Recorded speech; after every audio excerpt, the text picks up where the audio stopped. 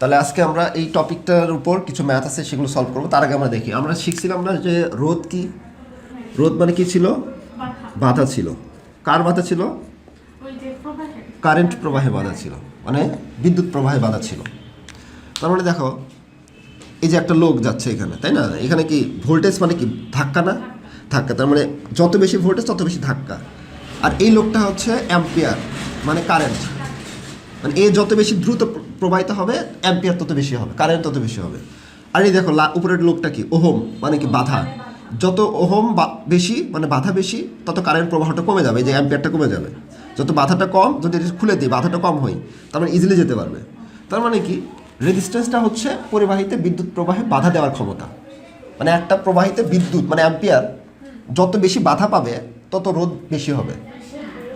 মানে বাধা যত বেশি হয় রোধ তত বেশি হয়। ধরো তোমার কাছে লেখা আছে 5 ওহম, আরেক জায়গায় লেখা আছে 10 ওহম, তাহলে কোনটা রোধ বেশি? 10 ওহমের রোধ বেশি, আর 5 ওহমের রোধ কম। এর একক হচ্ছে ওহমে প্রকাশ করা হয়, ওমেগা দ্বারা প্রকাশ করা হয়। এখন এই টপিকটা আমি কেন করলাম? সহজ টপিক, কারণ আছে। একটু পরে তুমি বুঝতে পারবো যে এটার সাথে রিলেটেড আমরা কিছু পড়াশোনা করবো। এটার উপর আমাদের টপিক আছে হচ্ছে রোধের সূত্র। একটা রোধের সূত্র আছে, সেটাতে ম্যাথ আসবে আমাদের। রোধের সূত্র পড়বো আমরা। তো একটা পরিবাহিতে রোধ দুইটা বিষয়ের উপর ডিপেন্ড করে। কয়টা? দুইটা। একটা হচ্ছে দৈর্ঘ্য এবং প্রস্থচ্ছেদের ক্ষেত্রফল। এখন মনে প্রশ্ন আসলো, স্যার এইভাবে পড়ে মজা পাবো না আমরা। এইভাবে পড়ে মজা পাবো না। স্যার বললেন দৈর্ঘ্য এবং প্রস্থচ্ছেদের ক্ষেত্রফল, এটাকে আমাকে প্র্যাকটিক্যালি দেখাই দিতে হবে, বা এটা অ্যাকচুয়ালি আমাকে মানে বুঝাই দিতে হবে সম্পূর্ণভাবে, তাহলে আমার এটা পড়ে মজা পাবো আমি। তাহলে আমরা জাস্ট পয়েন্ট রাখলাম যে একটা পরিবাহিত রোধটা দুইটা বিষয়ের উপর ডিপেন্ড করে। একটা হচ্ছে দৈর্ঘ্য আর প্রস্থচ্ছেদের ক্ষেত্রফল। একটু লজিক্যালি চিন্তা করি। এটা একটা তার নিছি, তারকে আমি জুম করছি। ধরো একটা তার আছে না, রাস্তার যে তারগুলো আছে, এটাকে আমি জুম করছি, জুম করে এরকম দেখা যাচ্ছে, তাই না? তাহলে এখানে আমাদের এইটুকু অংশে একটা ক্ষেত্রফল আছে না, দেখো এইটুকু অংশের ক্ষেত্রফল। এটার ক্ষেত্রফল ধরলাম হচ্ছে এ, মানে এরিয়া এ। এটার নাম দেবো হচ্ছে প্রস্থচ্ছেদের ক্ষেত্রফল। প্রস্থচ্ছেদের ক্ষেত্রফল। প্রস্থচ্ছেদের ক্ষেত্রফলের সূত্র কি? পাই আর স্কোয়ার। মানে এটা একটা বৃত্তের মতো এরকম না, এটার যদি ব্যাসার্ধ আর হয় তাহলে প্রস্থচ্ছেদের ক্ষেত্রফল কত? পাই আর স্কোয়ার। তাহলে এই ইকুয়াল কত আসবে? পাই আর স্কোয়ার। ঠিক আছে? প্রস্থচ্ছেদের ক্ষেত্রফলের সূত্র কত আসবে? পাই আর স্কোয়ার। আর ভ্যালু তো আমার দেওয়া থাকবে কোশ্চেনে, পাই হচ্ছে 3.14, আর ক্ষেত্রফলের ভ্যালু দেওয়া থাকবে তো হয়েই গেল। তাহলে এটা হচ্ছে কেমন? প্রস্থচ্ছেদের ক্ষেত্রফল। মানে রিং যেটা আসবে, মানে রিং আসবে না একটা রিংয়ের মতন, যদি একটা কাটি, একটা রিংয়ের মতো দেখা যাচ্ছে না, পাইপটা যদি কাটি, তাহলে এখানে আমি যদি কাট দিই একটা গোল আকৃতি দেখা যাবে না? তো সেটা হচ্ছে এরিয়া। আর এই যে তার আছে, তারের ভিতরে ইলেকট্রন যখন যাবে একটা বাধা পাবে না, আমরা দেখছিলাম। তাহলে বাধা পেলে কী হবে? রোধ তৈরি হবে। তাহলে সেটা রোধ হচ্ছে আর। ঠিক আছে? আর রোটা হচ্ছে একটা আপেক্ষিক রোধ, এটা আমরা দেখব। এই আপেক্ষিক রোধ বিষয়টা কি? আপেক্ষিক রোধ মানে একটা কনস্ট্যান্ট, বুঝছা? এটা হচ্ছে কনস্ট্যান্ট। তার মানে এখানকার এই যে তার যেটা আছে, এর ভিতর দিয়ে যদি কোনো ইলেকট্রন প্রবাহিত হয়, তাহলে এটার সূত্র কী হবে? R equal to rho l by A. রোলা, এভাবে মনে রাখবে, আর ইকুয়াল টু রোলা। আর ইকুয়াল টু কি? রোলা। তাহলে R equal to rho l by A. ঠিক আছে? রোলা, rho l by A, R equal to রোলা। রো মানে কি? আপেক্ষিক রোধ। এল মানে কি? দৈর্ঘ্যটা, এই যে কতটুকু দৈর্ঘ্য আছে তারের, কতটুকু নিচ্ছি। তাহলে এইটুকু তার, ধরো 5 মিটারের একটা তার হতে পারে। ঠিক আছে? আপেক্ষিক রোধের ভ্যালু একটা দেওয়া আছে, প্রস্তুতের ক্ষেত্রফলের ভ্যালু দেওয়া আছে। তাহলে এই তারের রোধটা আমি বের করতে পারবো না? তাহলে এখান থেকে আমি এটা শিটে লিখতে পারবো। এটা যদি তামার তার হয়, তাহলে তামার তারের একটা রোধ থাকবে, সেটা আমি শিটে লিখে দেবো যে এই 5 মিটার তার যদি হয় এবং এটার প্রস্তুতের ক্ষেত্রফল যদি এতটুকু হয়, তাহলে এই তারের রোধ এত। আচ্ছা, তাহলে এই সূত্রে অ্যাপ্লাই করবো আমরা, একটু পরে আমরা দেখবো। তাহলে একটু প্র্যাকটিক্যাল দেখি, তাহলে আরেকটু সুবিধা হবে আমাদের। এই যে দেখো, এখন তোমাকে প্র্যাকটিক্যাল দেখে। হ্যাঁ, তাহলে এখানে একটা তার নিছি আমরা, এই যে একটা তার, তামার তার। ঠিক আছে? এই যে কাটলে একটা ক্ষেত্রফল পাওয়া যায়। তাহলে আমি দেখো এই লেন্থ যদি আমি বাড়াই, একটু লক্ষ্য করে দেখতে পাবো, আমি যখন লেন্থটা বাড়াই দেবো, বা রোটা যদি এর সাথে সমানুপাতিক না, আর এর সাথে রোটা গিয়ে সমানুপাতিক, তাহলে রো যদি বাড়ায়, আপেক্ষিক রোধ যদি কোনো তারের বাড়ে, দেখো রোডটা বেড়ে যাচ্ছে। মানে দেখো অণুগুলো তখন বেড়ে যায়, মানে বাধার পরিমাণটা বেড়ে যাবে। ইলেকট্রন যদি একবার যাতে, দেখো বাধা বেশি পাবে না, মানে এই সংঘর্ষ বেশি হবে, মানে বাধা বেশি পাবে। আবার দেখো লেন্থ যদি আমি বাড়াই দিই, দেখো লেন্থ বাড়াই দিচ্ছি, তাহলে ইলেকট্রনটা এখান থেকে গেলে বেশি পরিমাণ বাধা পাবে না? আবার লেন্থ যদি ছোট হয়ে যায়, বাধা কমে যায়। দেখো এই সমানুপাতিক, তাহলে লেন্থ বাড়াই দিলে রোধ বাড়ে, লেন্থ কমাই দিচ্ছে রোধটা কমে যাচ্ছে, তাই না? এই দেখো রোধের ভ্যালুটা। এরিয়ার সাথে দেখো, এরিয়া যদি আমার বড় হয়, দেখো এরিয়া যদি আমি বড় হয়, ইলেকট্রনটা ইজিলি যেতে পারবে, আর এরিয়া যদি ছোট হয়, বাধা বেশি পাবে না? বাধা বেশি পাবে কিন্তু। দেখো তার মানে এই যে একটা তার আছে, ধরো এই তার, ইলেকট্রন যখন যাবে এখানে তো অনেক অণু আছে আশেপাশে, তাই না? বাধাটা বেশি পাবে। যখন এটার আমি অনেক বড় করে দিলাম, ওই একটা ইলেকট্রন ইজিলি যেতে পারবে না তার ভিতর দিয়ে, বাধাটা কম পাবে, রাস্তাটা বড় পাইছে। তাহলে এখানে আমাদের আর ইকুয়াল টু রোলা যে পাইছি আমরা, তাহলে আর এর সাথে এলটা কি সমানুপাতিক, আর এর সাথে রোটাও কি সমানুপাতিক, আর আর এর সাথে এটা কি ব্যস্তানুপাতিক না? রোধ বাড়লে মানে ক্ষেত্রফল বাড়লে রোধটা কমে, দেখাইলাম না একটু আগে? ক্ষেত্রফল বাড়লে রোধটা কমতেছে, আবার ক্ষেত্রফল কমলে রোধটা বাড়তেছে। তাহলে সূত্র ঠিক আছে, এটা যদি বাড়ে তাহলে এটা কি হবে? কমবে। দেখালাম না একটু আগে? দেখাইছি। তাহলে এই অনুযায়ী আমাদের এই সূত্রটা কাজ করবে। তাহলে নেক্সট আমরা দেখি এখন যে এই যে আপেক্ষিক রোধ বিষয়টা এখন আমরা দেখবো। তাহলে আমরা দেখলাম যে আর ইকুয়াল টু দেখছিলাম হচ্ছে রোলা, রো এল বাই এ। তাহলে এটাকে আমি আর গুণ করি এখন, যে rho l equal to R A, তাই তো? তাহলে রো সমান কি আসে? R A by l, R A by l. এটা কিন্তু তোমার খ নম্বরে আসে। হ্যাঁ, তাহলে এখন আমি সংজ্ঞাটা এক্সামে ধরো মুখস্থ ছাড়া লিখতে চাচ্ছি, কিভাবে লিখবো? আমি আগে প্রথমে পড়ে শোনাই। একক দৈর্ঘ্য এবং একক প্রস্থের সাথে ক্ষেত্রফল বিশিষ্ট কোনো একটি পরিবাহীর বিদ্যুৎ প্রবাহে যে পরিমাণ বাধা প্রদান করে তাকে আপেক্ষিক রোধ বলা হয়। এখন আমি ধরো পরীক্ষার হলে আপেক্ষিক রোধটা আসছে, কিন্তু আমি এই সূত্র জানি, আর ইকুয়াল টু রোলা জানি, তাহলে এইটুকু অংশে তুমি আসতে পারবা না? পারবা। এখন তুমি কি করবা? নিচেরটাকে সবসময় একক করে দিবা, নিচেরটা এক। তাহলে আমি কি বললাম? একক দৈর্ঘ্য, এটাও এক করে দিব। একক দৈর্ঘ্য এবং একক প্রস্থচ্ছেদ বিশিষ্ট কোনো তারের রোধকে আপেক্ষিক রোধ বলবো। দেখো এটা কিন্তু এক করছি কিন্তু আমি। তাহলে একক দৈর্ঘ্য এবং একক, এটাকে প্রস্থচ্ছেদের ক্ষেত্রফল না, একক প্রস্থচ্ছেদের ক্ষেত্রফল বিশিষ্ট কোনো একটা পরিবাহী, কারণ আপেক্ষিক রোধটা তো পরিবাহী হবে, কোনো একটা পরিবাহীর রোধকে বা যে কোনো একটা পরিবাহীর যে পরিমাণ বাধা দেয় তাকে আমরা বলবো হচ্ছে আপেক্ষিক রোধ। তাহলে একক দৈর্ঘ্য এবং একক প্রস্থচ্ছেদের ক্ষেত্রফল বিশিষ্ট কোনো পরিবাহীর রোধকে আপেক্ষিক রোধ বলবো। পরিবাহী রোধকে, এটা আর কি রোধ না? আর কি রোধ না? তাহলে একক দৈর্ঘ্য এবং একক প্রস্থচ্ছেদের ক্ষেত্রফল বিশিষ্ট কোনো পরিবাহী রোধকে আপেক্ষিক রোধ বলবো। তাহলে কি আমি মুখস্থ করে বলছি? জাস্ট নিচেরটাকে একক করে দিব না? তাহলে এটা কিন্তু খ নম্বরে আমি যখন আবার পড়াবো তখন কিন্তু আবার দেখাবো। তাহলে এটা কিন্তু খ নম্বরে কোশ্চেন আসে, আপেক্ষিক রোধ কাকে বলে ব্যাখ্যা করবো, ক নম্বরেও আসে। তাহলে মুখস্থ ছাড়া কিন্তু আমাকে করতে, কত মুখস্থ করবো তুমি?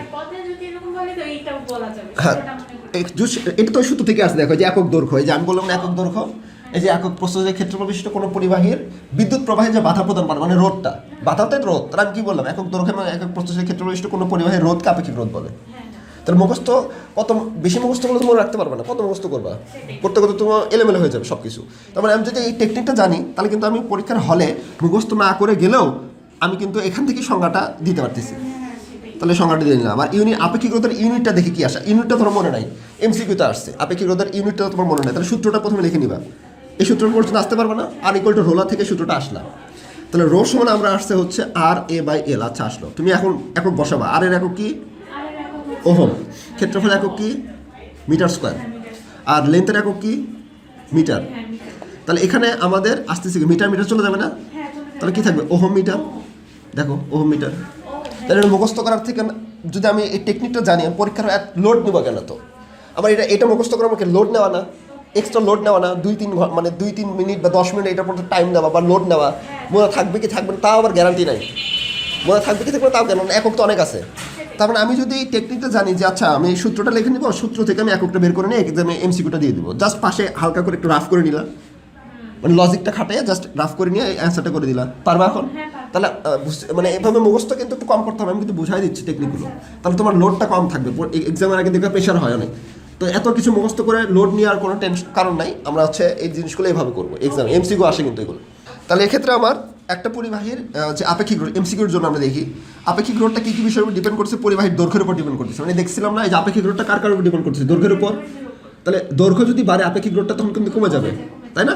আবার ক্ষেত্রফল যদি বাড়ে এক্ষেত্রে আপেক্ষিক রোধটা বাড়ে, মানে সমানুপাতিক কিন্তু দেখতেছি, এটার সাথে সমানুপাতিক, রোধের সাথে আবার ব্যস্তানুপাতিক, সেটা পরে জাস্ট আমি সূত্র থেকে দেখতেছি।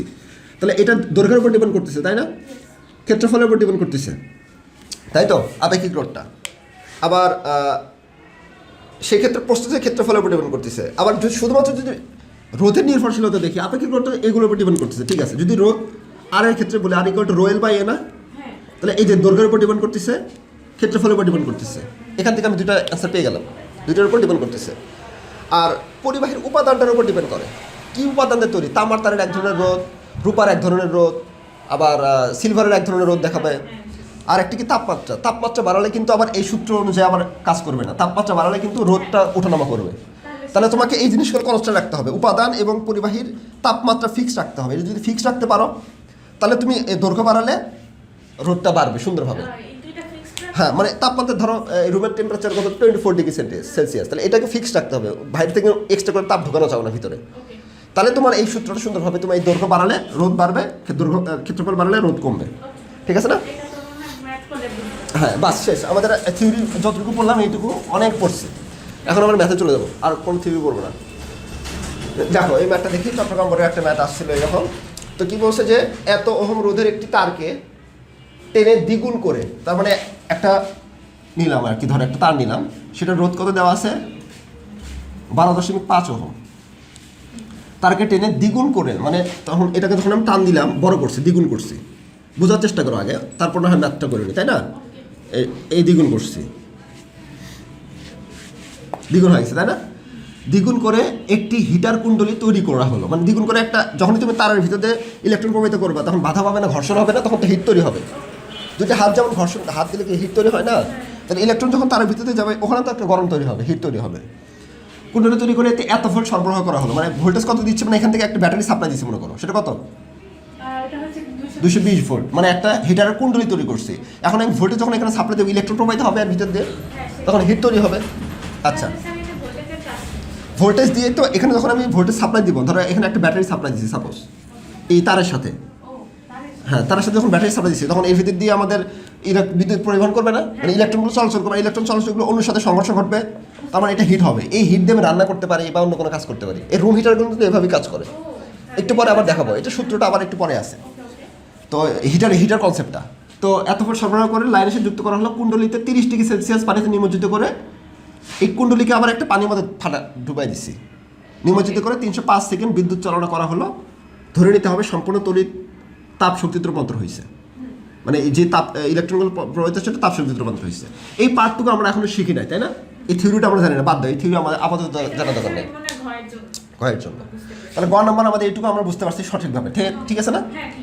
উদ্দীপকের তারটির দৈর্ঘ্য এত সেন্টিমিটার এবং প্রস্থচ্ছেদের ক্ষেত্রফল হচ্ছে এত সেন্টিমিটার। তাহলে দৈর্ঘ্য, এই যে উদ্দীপকের যে তারটা আছে সেই তারটার দৈর্ঘ্য কতটুকু বললো, এল হচ্ছে 12.5 সেন্টিমিটার, আর প্রস্থচ্ছেদের ক্ষেত্রফল আমরা কত, এ হচ্ছে 0.1 সেন্টিমিটার স্কোয়ার।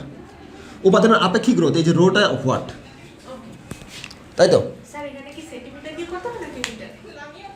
মিটার দিয়ে করলে ভালো, সেন্টিমিটার দিয়ে করলে তোমার অ্যান্সারটা অন্যরকম আসবে। তাহলে আমরা সব কিছু মিটারে করে নিব, সব কিছু কিসে করে নিব, মিটারে করে নেব, তাহলে আমাদের জন্য ভালো। তাহলে তোমার আর কোনো টেনশন থাকবে না, মানে আর ভুল হলো না রাইট হলো, মানে মাথায় চাপ থাকলো না। তাহলে প্রথমে যেহেতু আমরা সূত্র কি জানি, আর ইকুয়াল টু রোলা, বলছিলাম না রোলা, আর ইকুয়াল টু রোলা, তাহলে R equal to rho l by এ।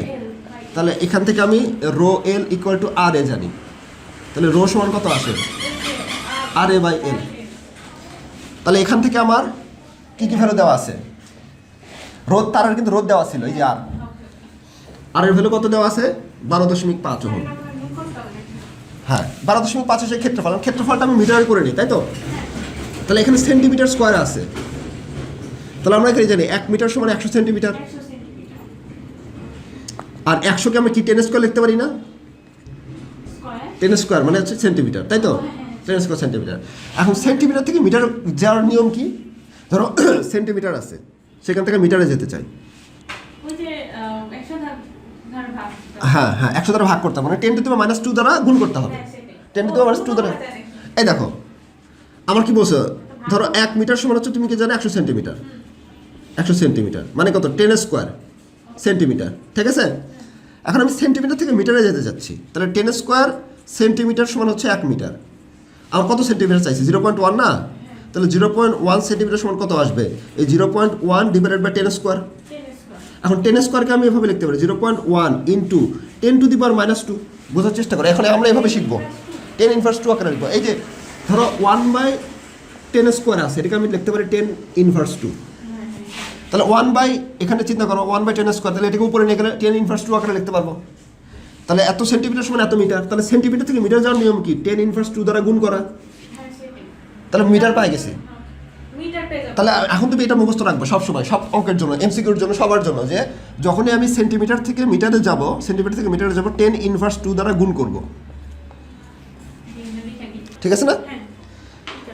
আচ্ছা, তাহলে এখন আমি একটু দেখি সেন্টিমিটার থেকে মিটারে যেতে এই কাজটা করছিলাম। এখন আমার কোশ্চেনের দিকে লক্ষ্য করবো আমরা। কোশ্চেনের দিকে লক্ষ্য করে দেখি তো যে এখানে তো আমার কি আছে, এখানে আছে হচ্ছে সেন্টিমিটার স্কোয়ার, মানে সেন্টিমিটার স্কোয়ার আছে, তাই না? তাহলে স্কোয়ার আছে উপরে, আমরা কি বের করছি? শুধু মিটার বের করছি, সেন্টিমিটার থেকে মিটার করছি না? তাহলে এখন যদি সেন্টিমিটার স্কোয়ার থেকে মিটার স্কোয়ার করি, তাহলে এখানে একটা স্কোয়ার মারতে হবে। হ্যাঁ, তাছাড়া তুমি একক কনভার্সন তুমি কনফিউশনে করে দেবা। আমি যেভাবে বুঝালাম স্টেপ বাই স্টেপ, এভাবে যদি না বুঝো তাহলে তোমার আসলে তুমি ভুলে যাবে সব। এখন তার কত আসছে? 0.1 ইন্টু 10 ইনভার্স 4, মানে একবার স্কোয়ার করে দিলে আর কি। তাহলে এত মিটার স্কোয়ার, এই যে আবার মিটার স্কোয়ারে চলে আসলো। আর যদি শুধু শুধু 0.10⁻² দিতে, তাহলে অ্যান্সার 0 আসতো, মানে কাটা খাইতে আর কি। কারণ তুমি সেন্টিমিটার থেকে মিটার করছো, কিন্তু এখানে সেন্টিমিটার স্কোয়ার থেকে মিটার স্কোয়ারে যেতে হবে আমার। দেখো, তোমার বোঝার চেষ্টা করো, সেন্টিমিটার থেকে মিটারে যেতে গেলে কী করতে হয়? 10 ইনভার্স 2 দ্বারা গুণ করতে হয়। এখন সেন্টিমিটার স্কোয়ার থেকে যদি মিটার স্কোয়ারে যায়, তাহলে এটার উপর স্কোয়ার বাড়তে হবে না? এই যে স্কোয়ার, তাহলে 10⁻⁴ দ্বারা তখন গুণ করতে হয়। তো আমি এটা মনে রাখবো না, আমি জাস্ট স্কোয়ারটা উপর মারে দেবো একটা। সেন্টিমিটার থেকে মিটার করে নিয়ে স্কোয়ার মারে দেবো, তাহলে 10⁻⁴ এত মিটার স্কোয়ার পাইছি। তাহলে ক্ষেত্রফল ক্লিয়ার, মানে মিটার হয়ে গেল। আর এটাও মিটার করে নেই, তাহলে সেন্টিমিটার থেকে মিটার করার নিয়ম কি? 12.5 ইন্টু বলছিলাম 10 ইনভার্স 2 এত মিটার হয়েছে। এখন ভ্যালুগুলো বসাও। আর এর ভ্যালু কত? 12.5। ক্ষেত্রফলের ভ্যালু কত? ক্ষেত্রফলের ভ্যালু হচ্ছে ওই যে 0.1 ইনটু 10 ইনভার্স 4। আর লেন্থের ভ্যালু কত? 12.5 ইন্টু 10 ইনভার্স 2। তাহলে অ্যান্সারটা কি আসবে? ওহম মিটারে আসবে। কত আসে দেখো, 1 ইন্টু 10⁻³ ওহম মিটার, এরকম আসছে। এটা সমান আসছে 0.00001 ওহম মিটার। এটা তোমার অ্যান্সার আসছে, তাই তো? ঠিক আছে, তাহলে এখন কি বুঝছো?